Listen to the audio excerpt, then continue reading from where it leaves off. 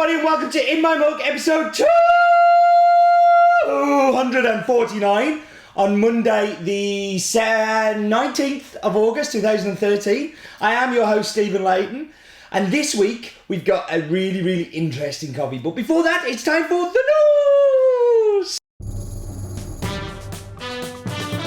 So the reason for me pausing with the date is I had to record this before, because when you're watching this, I am in Bolivia. I'm then going on to Colombia, so please excuse if this week's or next week's is late.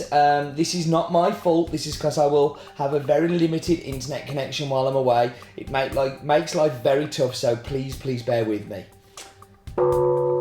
In My Mug 250 next week. It's going to be amazing. It is going to be an amazing coffee, but also an amazing video. It's going to be amazing, period. So you are going to have to watch. And I've added a Guatemalan Pacamara natural to the website just a couple of days ago, and it won't make it to In My Mug, and you asked me to tell you if it wasn't going to make it to In My Mug. There is also a washed version, which we will see in a few weeks' time, but if you want to try the natural in the meantime, I suggest you go do so. And that was the news! So it is time for 20 seconds on, and this week it's going to be on Nicaraguan coffee history.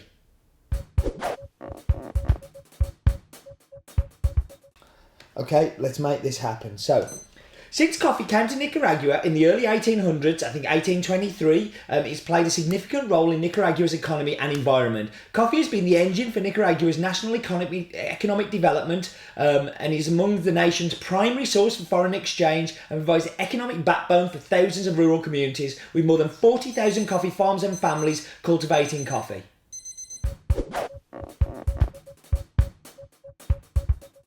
So coffee is a major part of the Nicaraguan coffee economy, and it's a very poor country, and it relies very much on its agricultural products, so it makes buying this coffee even more important. We first bought this coffee back in 2007 in a buying group in the Cup of Excellence. The first time I cupped it, I just fell in love with it. It was an amazing coffee. It was only after the auction closed that I found out it was owned by a family in Nicaragua who are perhaps the only people I know in Nicaragua, and he's one of my friend's father's farm, and was really weird. He emailed me afterwards and said, "You do know you've just bought our coffee, don't you?" And I really didn't know.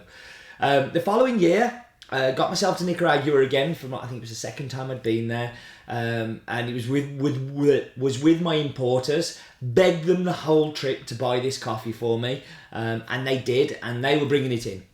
And this worked really well for a number of years, until my importers decided that they didn't want to work with the family anymore, for whatever reason. That people have difference of opinions, all the rest of it, and they didn't want it. But they dropped me in it at the last minute, telling me this. So frantic phone calls to Nicaragua, really busy trying to get it sorted all out. Ended up that we agreed to buy 12 months worth of coffee in one go, which was not something we'd planned to do.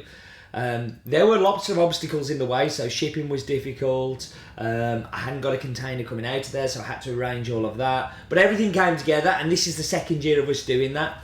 And I'm really proud of it, because I think it's kind of like a symbol of how we've developed as a company. So from buying, bags here and there, to then buying through Cup of Excellence, to then buying more and encouraging an importer to bring in enough just for us, and then buying directly from the producers, really shows kind of where we've come from. And it's great that we've had a relationship with this farm since 2007. I'm very proud of that fact, because 6 years of buying the coffee. Farm is called Limoncillo, and it's located in Matagalpa, and it's a huge farm, like as big as they come really. It's 171 hectares, has 9 waterfalls on the farm, has lots of people living on the farm as well. And in the map bit, I'll try and show you those bits so you can see the bits where people are living.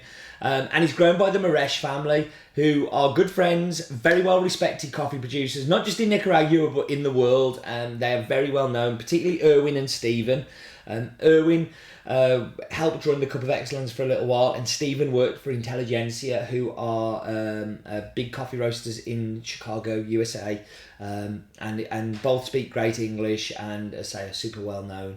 They're very keen to make sure that the people that work for them are looked after, so they provide free housing, they provide free electricity, they built a hydroelectric power station from the waterfall that provides power for the homes, free food, free daycare facilities, free education, teachers on site, not just teaching the children, but teaching life skills such as like weaving and pottery and art and really kind of looking after the community. Like, it's not for them just about producing great coffee, it's about working with people who like working with them. And when I visited the farm, I think that was the thing that kind of came through the most, was how much the family are liked by the people who work for them. And I think that's just as important as paying a good price for coffee. So what we should do now, we should do the map bit. It's the map bit. No expense spent. It's the map bit. If anybody can come up with a better way of going down to Has-Been Towers, zooming up from Has-Been Towers and going to our left to the wonderful continent of Central America, I am all ears. But while we were there, we should focus on this said continent. Is it a continent? I'm never sure. But anyway, the number of coffee growing countries is 7.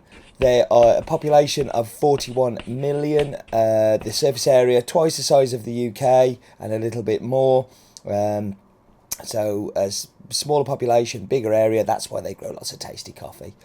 So let's look down at Nicaragua, an amazing country, the first country I ever visited outside of Europe, and the first coffee growing country I ever visited. So very special place to me. May have said that already in my mug, but let's look at the details of the country. So Nicaragua, population of 5.8 million, size about half the size of the UK, but with a fraction of the population. So again, a lot of land. Capital city is Managua. Interesting fact, Nicaragua is the second poorest country in the northern hemisphere after Haiti. Not many people know that. See, I'm full of interesting facts. So there's the farm Limoncillo. Now you see all of those dots around the farm. There's quite a few. This is where people live. This farm has a lot of workers living on it. The Maresh family are very good at giving great accommodation to their workers, making sure they're looked after, and really, really good people. That's why we love working with them. So Del the cow is here to tell us the farm name is Finca Limoncillo, has an altitude of 1,200 metres above sea level, not so high. Varietal is Caturra, and the nearest town is Matagalpa. Now, that doesn't sound so high, but what I want to do is show you this mountain range where Limoncillo is. So in a minute, if we can just zoom down, you can see this is really on a mountaintop, and the farm goes all the way to the top of the hill there. In fact, let's have a zoom around the edges of the farm with my clever little camera angles here, and you get to see just kind of how high it is compared to the surrounding areas. And let's just zoom back so you can see back to the view we're at. And that was the map bit.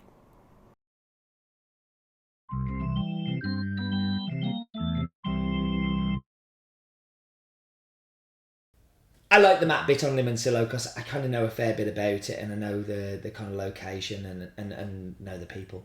But now it's time for Mr. Glue's Daft Fact of the Week. Roland's Daft Fact of the Week. According to legend, Manuel Matus was the first person to plant coffee for commercial reasons. His plantations were on the farm La Ceiba near Jinotega and began in 1825. Roland's Daft Fact of the Week. He really does know his stuff, doesn't he, Mr. Glue? He even knows about legends. So yeah, that's an interesting one, that coffee began in 1825, which is pretty early for Central America. Most people came a little bit later. We would normally do the Wheel of Death now, but I'm not going to do it this week because I don't have time to do it if something silly comes up. I've really got to get this recorded because I do fly in the next on Friday morning, and I've got to get this edited and up before I do anything. So no Wheel of Death, but it is now time to whap you on pause while I go and make tasty and delicious drinks, and I will be back with you in just a second.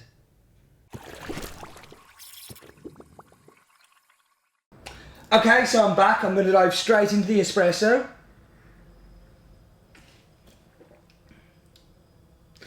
Now, the first thing you notice about the espresso is it's very sweet. Caramel, very sticky mouthfeel, very, very delicious. That works very, very well as an espresso. Always has done. It's a great coffee for that. Into milk. So, in milk, it's a little bit kind of, I don't know, the acidity's there. It kicks in a little bit more than it does in the espresso, which is weird. Sweetness of the milk really helps. It's delicious, as it's deliciously sweet still. It's just a very, very well balanced cappuccino. Definitely one of my faves. We should dive into the brewed coffee. So, brewed coffee, I know what to expect here because this is where I've drunk the most of it. So it is, So this is where it reminds me of the cupping table. So in the brewed, you get like that caramel that I get in there, you get the acidity that you get in there, it all comes together, and it's like biting into a toffee apple. So you get that caramel crunch, and the sweet, and then all of a sudden you get this sharp green apple acidity, but it's a pleasant one, and it really just all ties in well together. It's an excellent kind of example of the cupping table coming into a brewed coffee. Okay, we should go on to the pinboard of doom. Well, the pinboard of doom today is sent in by Daizuk Koya.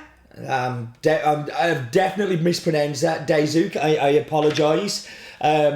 This was the yo-yo blend one, and what a super cool setup you've got there. I'm very, very impressed. I'm very impressed you have scales too. That makes me very happy. Scales on a brew setup always makes me feel happy.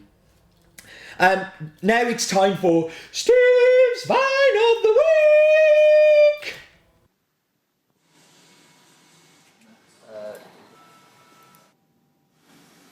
So that was sent in by Dale Harris, who works with us, and I'm getting desperate for them. You need to send me in some, please. I am waiting for your vines.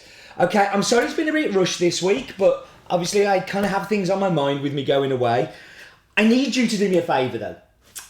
While I'm away, I don't tweet as much about In My Mug and tell people about it. So, I would like you to tweet about In My Mug. If you do so, you can win one of these in your size, which is the Limoncillo t-shirt, which I think is super cool. You can get one of these. All you need to do is tweet that people should watch In My Mug, and I will randomly use the hashtag #InMyMug. I will pick one of them out randomly, and I will contact you via Twitter, and you will get a t-shirt. So, and I'll tell you next time, 251, who I chose and who got it. So please, if you can tweet about it for me, that would be great. Two other things. You have to watch episode 250, which is going to be next week. It's going to be huge. The coffee is going to be absolutely huge. The video is going to be massive. You have got to watch. 251 is going to be even more exciting. We have loads of stuff coming up within My Mug. This is the time to be a subscriber. Okay, I am done. Before I go, all that is left to say is life is too short for bad coffee.